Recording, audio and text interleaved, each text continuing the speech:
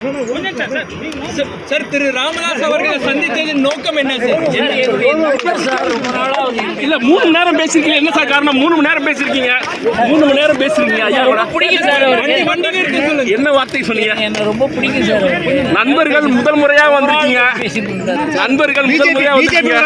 BJP கூட்டணி பேச்சுவார்த்தை இருக்குமா சார்? வரல சார். அவருடைய நண்பர்கள் அந்த ஹோதாவில் வந்தார் சார். நீங்க உள்ள வந்த உடனே அன்புமணி ராமதாஸ் வெளியில போயிட்டாரு. என்ன காரணம்? என்ன பேச்சுவார்த்தை நடந்தது? வந்தாருனே தெரியாது சார் எனக்கு.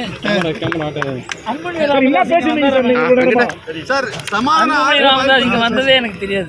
சார் என்ன பேச்சுவார்த்தை நடந்தது? எதுக்காக சார் உங்களை கூப்பிட்டாரு ராமதாஸ்? 3 மணி நேரம் பேச்சுவார்த்தை. என்ன காரணம்? இல்ல 3 மணி நேரம் பேச்சுவார்த்தை. 3 மணி நேரம். ஆடிட்டர் எப்படி வரீங்க?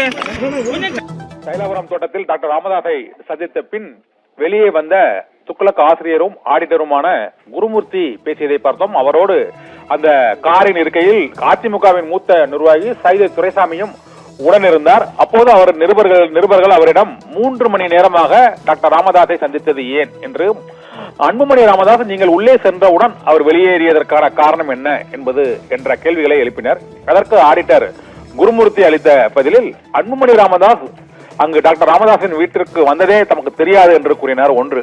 மற்றொன்று, 3 மணி நேரமாக அங்கு ஏன் பேசினீர்கள் என்பதற்கு, நான் அவர் நீண்டகால நண்பர் என்ற முறையில் டாக்டர் ராமதாஸை சந்தித்து பேசினேன் என்று கூறினார்.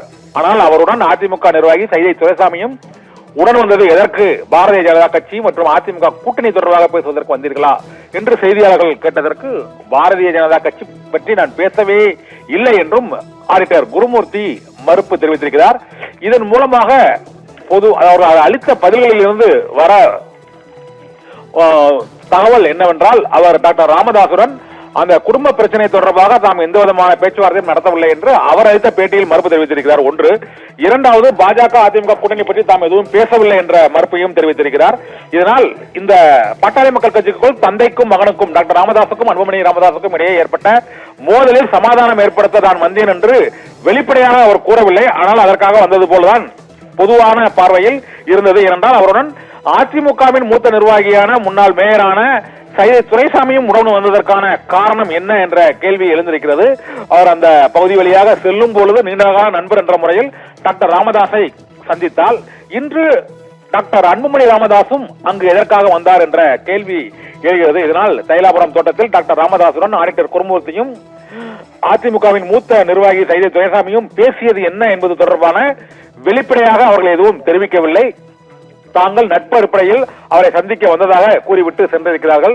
இருந்த போதிலும் இந்த சுமூக தீர்வு ஏற்படுவதற்கான முயற்சியில் இருதரப்பிலும் ஈடுபட்டிருக்கலாம் என்றும், அன்புமணி ராமதாஸ் டாக்டர் ராமதாஸை சந்தித்து பேசியதன் மூலமாக கடந்த 1 மாத காலமாக நிலவி வந்த அந்த மோதலுக்கு நிறைவு பெறும் இன்றோடு என எதிர்பார்த்த நிலையில் ஆடிட்டர் குருமூர்த்தியும் சைதை துரைசாமியும் அந்த முயற்சிக்காக தாங்கள் வரவில்லை என்றும், அரசியல் பேசவோ கூட்டணி பேசவோ வரவில்லை என்பது குறித்தும் அவர்கள் தெரிவித்துவிட்டு சென்று விட்டனர்.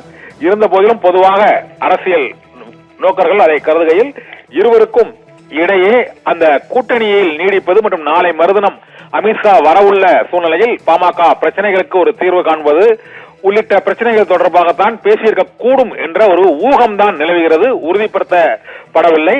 அன்புமணி ராமதாஸ் வந்ததே தெரியாது என்று ஆடிட்டர் குருமூர்த்தி கூறியிருப்பதன் மூலமாக தாங்கள் அந்த சமாதான பேச்சுவார்த்தையில் ஈடுபடவில்லை என்ற மறுப்பையும் அவர் தெரிவித்திருக்கிறார். இதனால் அங்கு தைலாபுரம் தோட்டத்தில் அந்த ஏற்பட்டுள்ள மோதல் குழப்பம் தொடர்பாக இன்னும் அந்த குழப்பம் நீடித்துக் கொண்டுதான் இருக்கிறது. பிரச்சனைக்கு தீர்வு இன்று வரும் என எதிர்பார்த்த நிலையில் அது தொடர்பாக எதுவும் இல்லாமல் குழப்பம் மேலும் அதிகரித்த கட்சியின் தொண்டர்களுக்கு கண்டுதான் இந்த ஆடிட்டர் குருமூர்த்தி சைதை துரைசாமி சந்திப்பு, அன்புமணி திடீரென அங்கிருந்து வெளியேறியது ஆகியவற்றின் மூலமாக தெரிய வருகிறது.